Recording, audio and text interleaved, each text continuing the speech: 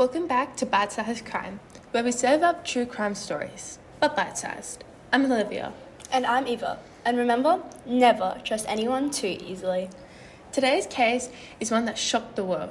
A story of a man who craved fame, so much that he turned to murder to get it. We're talking about Luka Rocco Magnotta. A case filled with disturbing online videos, a gruesome crime that played out on camera, and an international manhunt that ended in the most unexpected way. Before we start, a quick warning. This episode contains discussions of extreme violence, animal cruelty, and murder. If that's something you're not up for, take care of yourself, and we'll catch you in the next one. Luka Magnotta wasn't always Luka Magnotta. He was born Eric Clinton Kirk Newman in 1982 in Ontario, Canada. Growing up, he had a troubled childhood.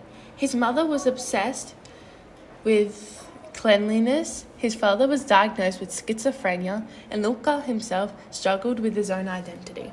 From an early age, Magnotta had an intense desire for fame. He auditioned for reality shows, worked briefly as a model, but nothing stuck. He created fake online personas, spreading rumors that he was dating a notorious serial killer. All of this just for attention.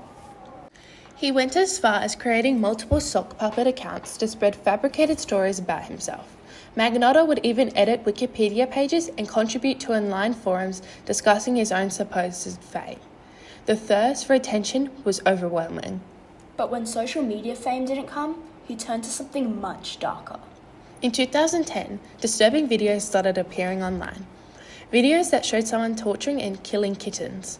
The acts were horrific, but even more chilling is the way the videos were staged, almost like short films, designed to be watched, shared, and discussed. This caught the attention of a group of online sleuths, determined to track him down.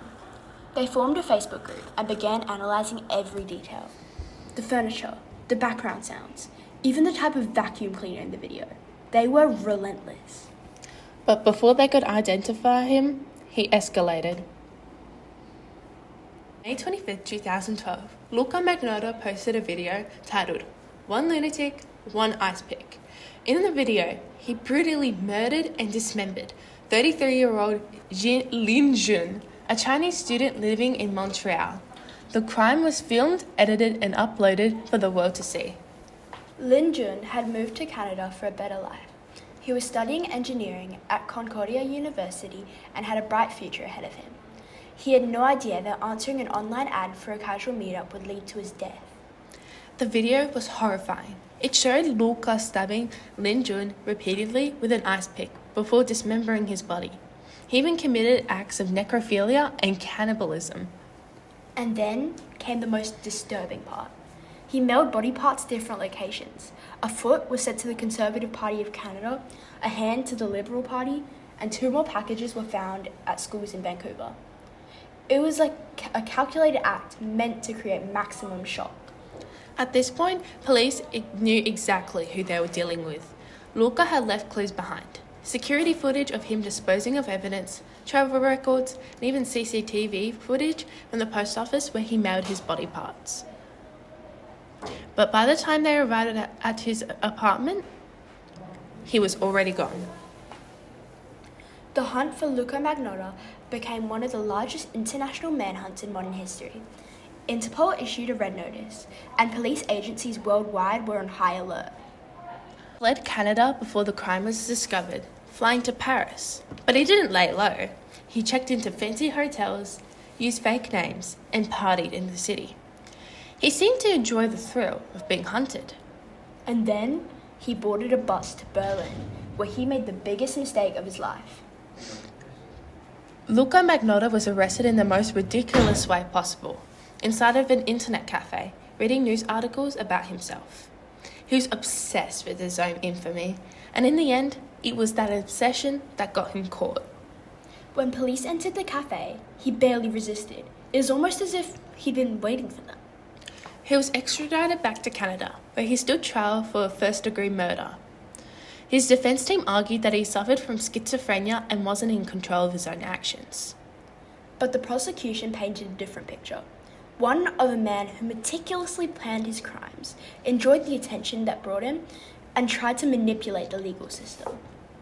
The jury deliberated for just 8 days before finding him guilty. In December 2014, Luka Magnotta was sentenced to life in prison with no chance of parole for 25 years. This case is disturbing on so many levels. It wasn't just about murder. It was about an obsession with attention, with being seen. Luka wanted to be famous, and in the most horrifying way, he got exactly that. And what's even scarier, he left so many clues before he ever committed murder. The animal abuse videos, the online stalking, the fake stories about himself. It's one of those cases where people ask, have this been stopped? One of the biggest debates surrounding Luka Magnotta is whether he was truly insane or just a manipulative narcissist. Some people argue that his mental health issues should have been addressed earlier, but others believe he knew exactly what he was doing. Either way, he's behind bars now. But this case remains a chilling reminder of how dangerous an unchecked obsession with fame can become. And let's not forget the victim in all this, Lin Jun. He was a bright young man who had dreams, family, and a life ahead of him. His story deserves to be remembered beyond the horror of this crime. So, what do you think? Was Luka always destined to escalate?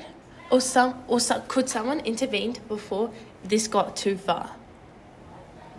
That's all today for this episode of Bite Size Crime. If you like this, please be sure to subscribe, follow, and let us know what case we should cover next. Stay safe out there. And remember, never trust anyone too easily. Bye-bye!